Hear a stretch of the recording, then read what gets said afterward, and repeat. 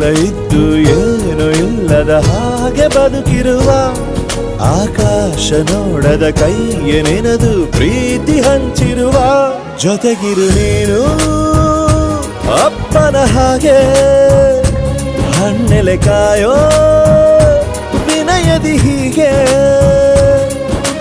ನಿನ್ನನು ಪಡೆದ ನಾವು ಪುನೀತ ಬಾಳು ನಗು ನಗುತ್ತಾ ಬೊಂಬೆ ಹೇಳುತ್ತೈತೆ ಮತ್ತೆ ಹೇಳುತ್ತೈತೆ ನೀನೇ ರಾಜಕುಮಾರ.